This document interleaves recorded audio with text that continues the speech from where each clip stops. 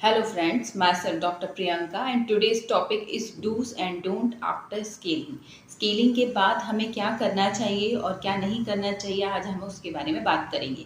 तो जैसे ही आप में अपने दांतों की पूरी तरह से स्केलिंग करा चुके होते हैं और आप जब वापस अपने घर जाते हैं तो आपको किन किन बातों का ध्यान रखना चाहिए, आज हम उसके बारे में बात करने वाले हैं। तो सबसे पहले अगर आपकी स्केलिंग हो चुकी है, जो आपके मुंह में काफ़ी डिपॉजिट था वो रिमूव हो चुका है, तो उसमें आपको इन बातों का ध्यान रखना है कि आपको उस दांत में थोड़ी सेंसिटिविटी हो सकती है। उस दांत में आपको ठंडा गर्म लग सकता है। अगर आप बहुत ज़्यादा गर्म खाना खाएंगे या बहुत ठंडा खाएंगे या आप कुछ भी खट्टा या बहुत ज़्यादा मीठा कुछ खाते हैं तो वो आपके दांत में थोड़े दिन तक, मिनिमम 1 वीक तक आपको ज़्यादा सेंसिटिविटी लग सकती है इन चीज़ों से। तो आपके डॉक्टर अगर आपको स्केलिंग के बाद कोई भी मेडिसिन देते हैं या कुछ भी टाइप का पेस्ट दिया जाता है जिससे आपकी सेंसिटिविटी प्रिवेंट की जाए, तो वो पेस्ट आपको 2 बार यूज़ करना है, एक मॉर्निंग में एक नाइट में। थोड़े दिन तक आपको उसी पेस्ट से ब्रश करना है। तो वो पेस्ट आपको यूज़ करना बहुत ज़रूरी है क्योंकि आपके दांत में वो लेयर निकल चुकी है। वो लेयर आपके दांत को काफ़ी कवर्ड कर चुकी थी जिसकी वजह से आपको उसका सेंसेशन नहीं हो रहा था। जैसे वो लेयर निकलती है तो दांत थोड़े सेंसिटिव इसलिए होते हैं कि वो हीलिंग प्रोसेस में होते हैं। तो उस टाइम आपको ये गरम ठंडा और खट्टे मीठी चीज़ों से परहेज करना पड़ेगा ताकि आपके दांत में सेंसिटिविटी ना हो, और पेस्ट यूज़ करेंगे तो उससे आप जल्दी रिलीफ हो जाएगा।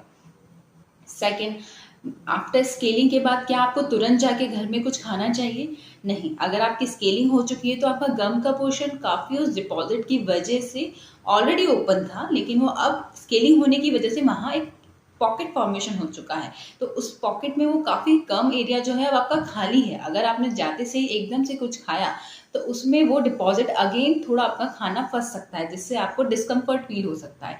तो आपको जैसे ही घर जाते से ही आपको खाना नहीं खाना है। आपको पहले, सबसे पहले साफ पानी से कुल्ला करना है।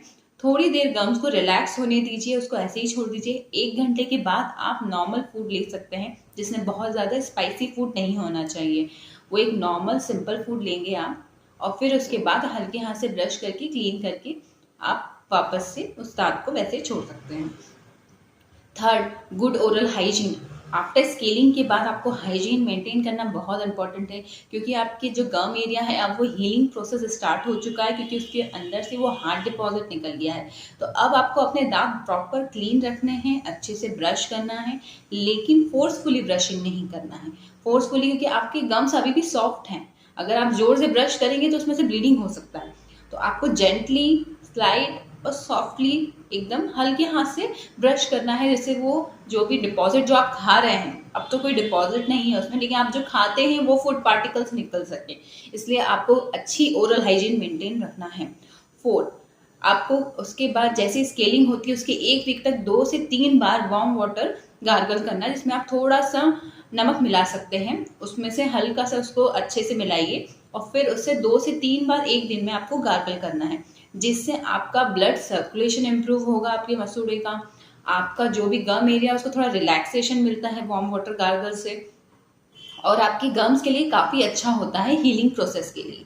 और फिफ्थ इज, आपके डॉक्टर अगर आपको कोई भी पेस्ट देते हैं सेंसिटिविटी के लिए या गम पेंट देते हैं जिससे आपको मसाज करना है, उससे आपके गम जल्दी ही टाइट हो जाएंगे।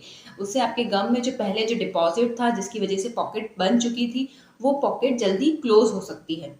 तो वो गम पेंट आपको एक दिन में 3 to 4 टाइम आपको यूज करना है जिससे वो मेडिसिन उस गम में एब्जॉर्ब हो, वो गम हीलिंग प्रोसेस जल्दी हो।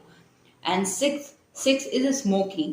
स्मोकिंग आपको बिल्कुल नहीं करना। अगर आप टोबैको च्यूइंग है करते हैं, स्मोकिंग करते हैं या कोई भी बैड हैबिट्स आपको है, तो आफ्टर स्केलिंग आपको कम से कम 15 डेज तक किसी भी तरह की इन चीज़ों का यूज़ नहीं करना है, क्योंकि अगर आप फिर से कुछ खाने लगेंगे तो वहाँ अगेन वो डिपॉजिट अंदर जाएगा जो और भी ज़्यादा पेनफुल होगा। हो सकता है आपका रूट का पोर्शन भी काफ़ी एक्सपोज हो, पॉकेट फॉर्मेशन हो, तो जो भी पार्टिकल्स आप खाएंगे, हार्ड पार्टिकल्स, बीटल नट, वो उस गम्स में जाके डिपॉजिट हो जाएगा। तो वहाँ वो फूड लॉजमेंट साथ में वो डिपॉजिट, तो आपके गम में एक तरह का इरिटेशन और फील होगा और वैसे भी वो गम्स को हर्ट करेगा ओरल म्यूकोजा को। तो कम से कम अगर आप 15 डेज तक भी इन चीज़ों का इस्तेमाल नहीं करेंगे तो आपके दांत के मसूड़े और दांतों के लिए काफ़ी हेल्दी होता है आफ्टर स्केलिंग। एंड 7, आपको किसी भी टाइप की मिर्ची वाला खाना या बहुत ज़्यादा नमक वाला खाना भी नहीं खाना है।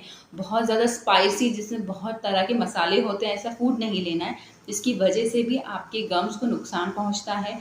आफ्टर स्केलिंग आपको इन बातों का ध्यान रखना है। और आपको रेगुलर ब्रशिंग करना है। ब्रशिंग आपको दिन में 2 बार करना है। जितनी बार खाना खाएंगे उतनी बार आपको कुल्ला करना है। आपके डॉक्टर द्वारा दिया गया पेस्ट, गम पेंट या माउथ वॉश आपको जितने दिनों के लिए प्रिस्क्राइब किया गया है उतने दिन आपको यूज़ करना है।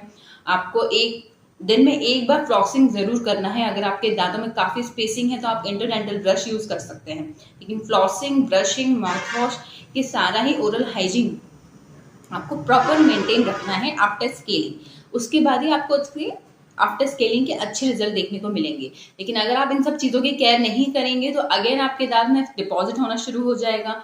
अगर आप फिर से जाके स्टिकी फूड खाएंगे, जैसे जंक फूड होते हैं, या आप पॉपकॉर्न ये सब खाएंगे, तो जैसे ही आप खाएंगे तो आपके दांत में फिर से स्टिक होंगे।